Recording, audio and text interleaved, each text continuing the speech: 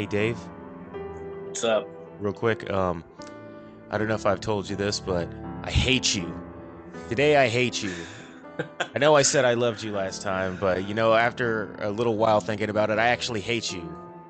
Hate you I don't too. know. I don't know what I was thinking that other day. I don't know if love was just in the air or whatever, but I hate you. But let's just get this show started. So the least I have to talk to you, the better. All right, let's get started, everybody.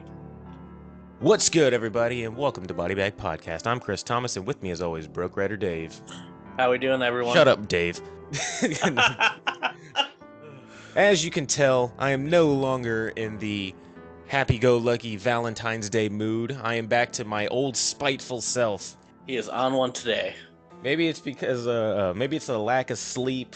Maybe it's because we can't keep a deadline to save our life with this show. but, Yeah. but today, I gave Valentine's Day. I gave love a chance.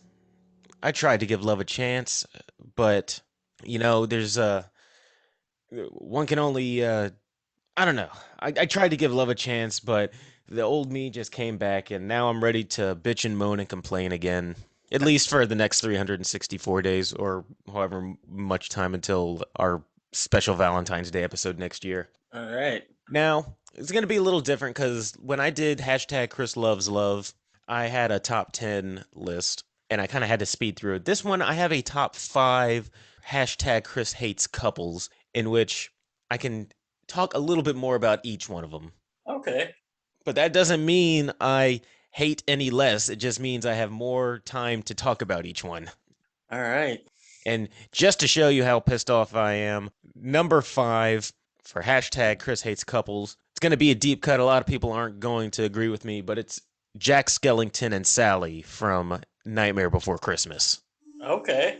Now, let me ask you something, Dave. Why are these two a couple? Why should I root for Jack Skellington and Sally? What have they done to indicate to me that these two should be together? She tries to give him advice about not doing Christmas. He ignores her. She gets kidnapped. And then they shoehorn in a love song at the very end of the movie. No, I'm genuinely asking. I'm asking like that that whole relationship makes absolutely zero sense to me, and it has nothing to do with the rest of the story. You have this cool story about Jack Skellington wanting to figure out what Christmas is all about, putting a horrifying spin on Christmas and all the cool stuff. His own hubris and his own stuff is his downfall. And then they shoehorn in "We're Always Meant to Be" song at the very end, leaving me sitting there wondering, wait a second, like, was this whole movie a love movie? Because this whole movie's been about him trying to steal Christmas, or not steal, but like hijack Christmas. Where's this whole love thing come out of? I mean, they've had maybe one or two passing glances at each other, and he ignored her most of the time. Huh. Now you say that makes sense why they'd be on the list, but I think, having them be a couple kind of humanizes the characters a little bit more towards the end of the movie. But why would you want to humanize characters who aren't human? Make them relatable Yeah, and kind of have that finishing arc at the end. what arc though? There's no arc to be had. It was a perfectly fine story. They're the only ones who were like a couple in this thing, but it added if they didn't end up together, the story would be exactly the same. It would be absolutely, if it ended with the snow coming down and everyone going la la la la la la la la la la la la, and you see Santa Claus going over the moon, Nightmare Before Christmas, ending credits. Same exact story. Same exact story, nothing's changed. Yeah, you're right. I'm just trying to come up with reasons because I can't think of one to have it in this movie. That's always something that I love that movie, by the way. Yeah. I watch that movie every single year around Christmas and Halloween time. But for the life of me, I cannot come up with a reason why Jack and Sally should end up together. Their whole relationship is going to be him ignoring her and her, I don't know, just kind of being there Yeah. as a damsel in distress. Dealing with the consequences of him ignoring her. Supposedly, there's a sequel in which they have kids and whatnot, I think. I've I've never not seen seen it, the but sequel. Yeah. I think it was one of those direct to DVD, kind of like in a dip in quality, kind of like if you compare Aladdin to Aladdin 2, Okay. like a dip in quality in the animation, and I doubt the original cast of any of it is back. But yes, Jack and Sally, first couple up on the chopping block. Get them out of here. Don't buy it. All right. Number four. Number four is actually my most recent watch, and that's Edward Scissorhands and Kim. Okay. Now, and I've talked to a couple of people about that. Have you seen Edward Scissorhands? Yes. I haven't seen the movie in about a decade. Well, as a little reminder, Edward Scissorhands. Why can't I say his name? Edward Scissorhands Yeah. is he pines after this one. The old woman who's supposed to be Winona Ryder, all grown up, is Yeah. telling this story to her grandchild. Okay. And long story short, the entire town who loved him at first is chasing after him because he's basically taking the fall for Winona Ryder's boyfriend and them breaking into somebody's house. I don't know if he was breaking into his own house or if he was breaking into whatever. And Edward Scissorhands basically took the blame because he didn't want to get people in trouble. And you obviously know that he's in love with Winona Ryder. Yeah. And throughout the entire time when there's been this big misunderstanding, she could have stopped the mob. She could have said, "Hey, look, he didn't do this." Instead, she's having him run all over the place. At the very end, her boyfriend, played by Anthony Michael Hall, confronts him at an abandoned shack or the castle, wherever mansion he lives in. He dies, and the mob thinks that Edward Scissorhands died too, and he basically lives his life alone up in the mansion. And she's telling the story to her, I think it was her granddaughter or grandson, whoever the little boy or girl is. And even the kid is like, "So you haven't been back up? You could always go back up there and like see him. Like he's still up there." And she's like, "No, no, I don't want him to see me. You know, I want him to remember me like how I was when I was young." And I'm like, "So what that translates it to me is you don't want him to have any closure. Yeah. You don't want him to have any closure, and you want him to still kind of pine after you." Yeah. What a horrible human being. And I love Winona Ryder. I hate her Yeah. in this movie, but I loved the movie all the way up until the end, and that ending just infuriated me. I was like, so you're gonna let this dude pine after you for the last 80 years, let him pine after you. Basically said, "Well, no, I want him to remember me like when I was young." And I'm like, "Oh, you vain, evil grandmother!" Like you could have just let him have some closure, or at the very least said, "Hey, look, we were teenagers. I was young and I was dumb. I'm sorry." Oh, that pissed me off. Yeah. It was such a beautifully shot garbage ending. Yeah. What but I will say probably the most realistic. I believe that she would be such a piece of garbage that she wouldn't give him closure and just let him continue loving her for the rest of his life. Yeah. And It he completely destroyed his life. just completely destroyed his life while he still is in love with, and he doesn't age or anything like that, so he's probably gonna live forever and just forever and just continuing making ice sculptures of her for the rest of eternity. Ugh. Yeah. So yeah, get it out of here. Get it out of here. Edward Scissorhands and Kim. Ed, you deserve better. You didn't deserve that. Mr. Burton, do better with your couples. Oh no, Burton, keep the ending. Keep the ending because, like I said, it's the most realistic. I don't have to like it, but I would say that's the most realistic ending. That's the only way I could have like if I was sitting here like there's no way that this is gonna end happily, and I totally believe that this Yeah. woman would be a piece of shit and just let this dude just go the rest of his life like that. So keep the ending, Yeah. but I ain't happy about it. Yeah. All right, number 3, one that we mentioned before Okay. in my countdown of hashtag Chris hates endings. Jim and Aurora from Passengers, the Chris Pratt and Jennifer Lawrence. Yeah. Again, Just it taking baffles everyone down with them.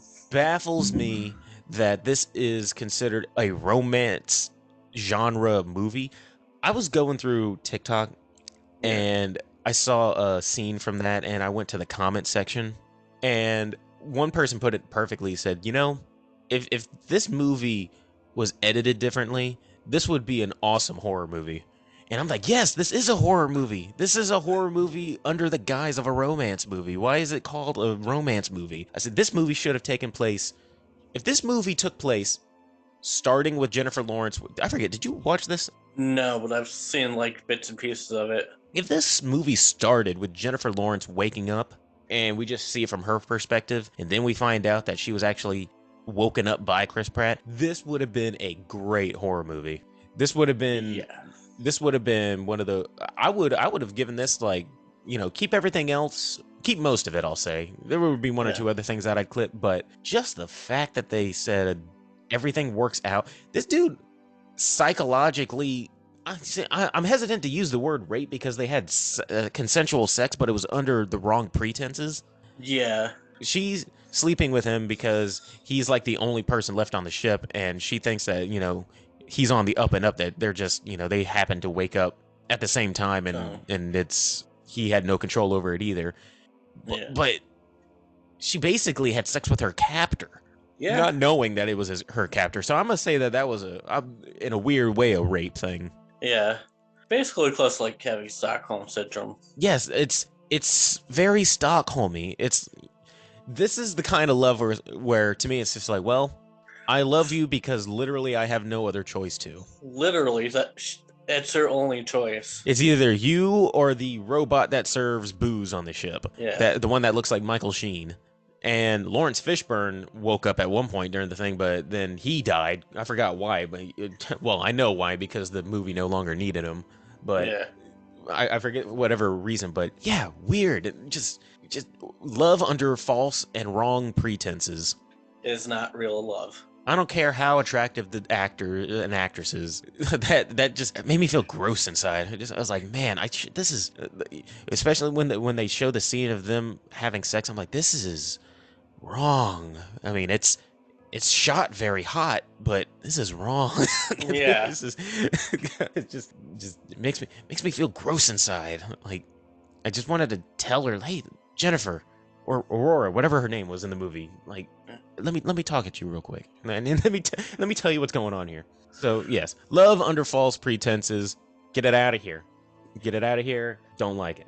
So last two will probably I'll probably get some agreement from most people on these last two. Okay. I don't know which one I dislike more.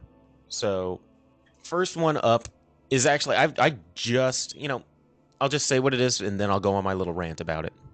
Okay. Number 2, Edward and Bella from the Twilight series. Yes. I was always on the hype train, never having actually seen the Twilight movies of the whole people making fun of Bella and Edward for being Yeah. like a horrible on-screen couple.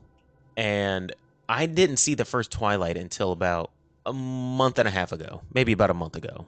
Okay. I watched it for the first time, and it was under a fun pretense that me and my friends wanted to have my one friend drink to see because he gets funny when he drinks and when he gets angry, and we intentionally watched a bad movie, and overwhelmingly the choice was, well, let's watch Twilight, and. And it was like, you have to take a drink every time this happens and stuff like that, blah, blah, blah. And Yeah. it was just as bad as, which is funny because I have to redact that real quick. I saw one of the Twilight movies. I saw the very, very, very last movie. Okay. And the only reason I watched it is because my sister went to go see it.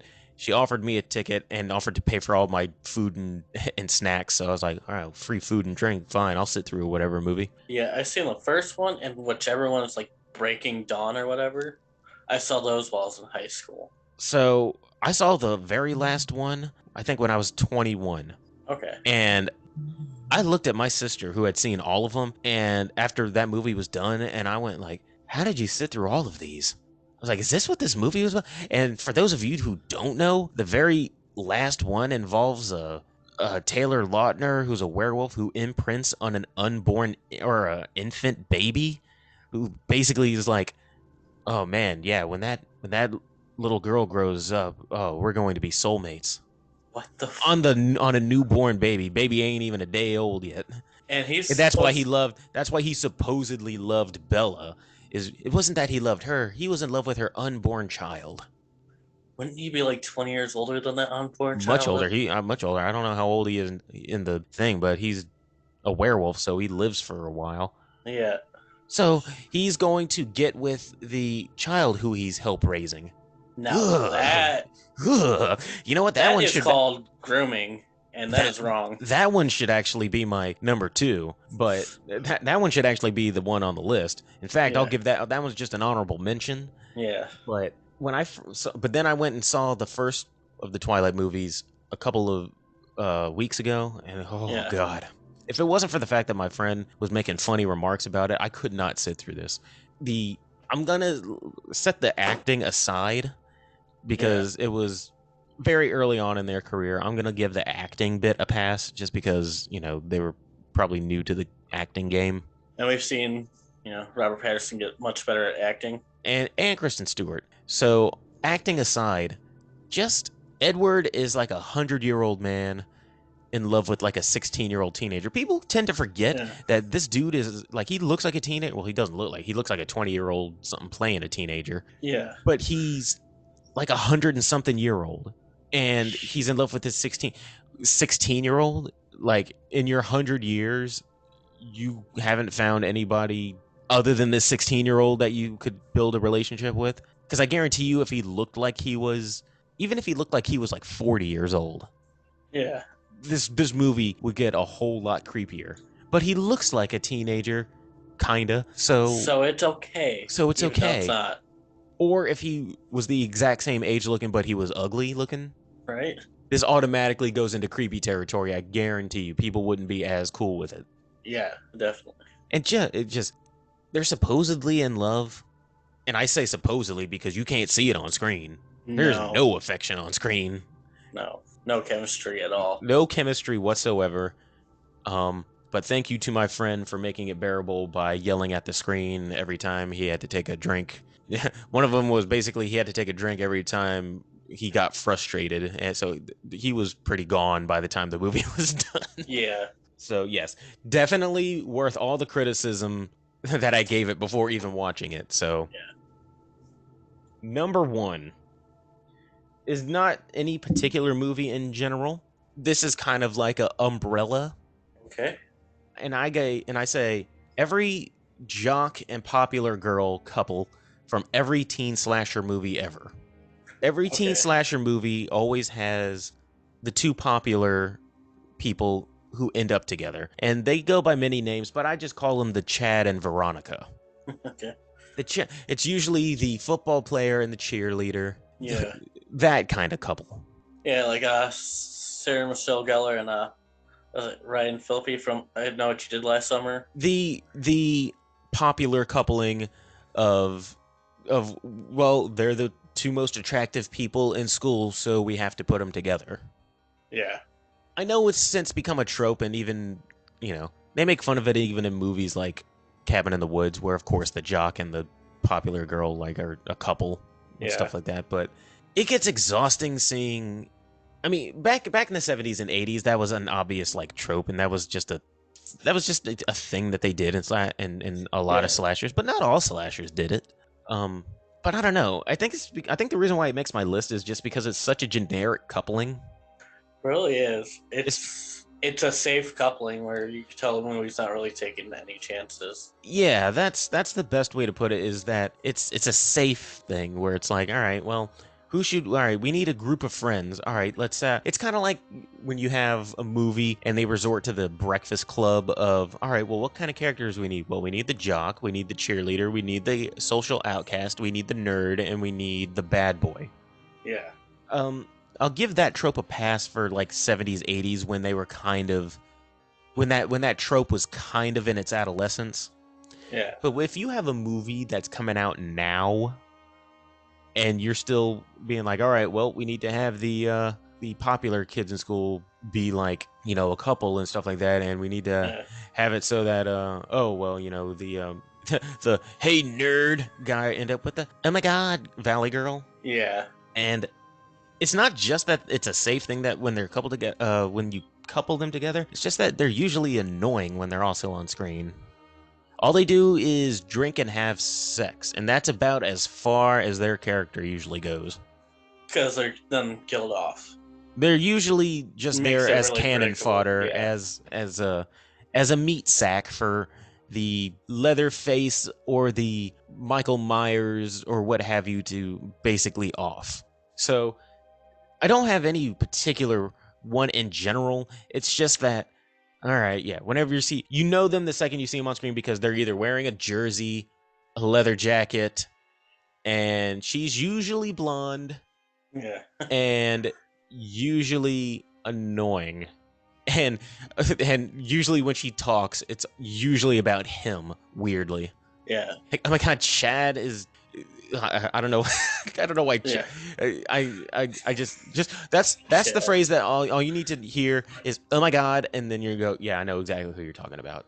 Yeah. You just hear that oh my god in that voice, you know exactly. You picture it in your head exactly who I'm talking about. I don't know why, but it made me think of that really awkward hot tub scene from the Madman when we watched that back in November. Oh yeah. Oh Because I mean, they that's were very slow. Where it had the entire song play for the entire 4 minutes. they were swirling around the hot tub Oh god. because they kind of fall in that trope, even though they're not like jock and cheerleader, but it's like the two head counselors.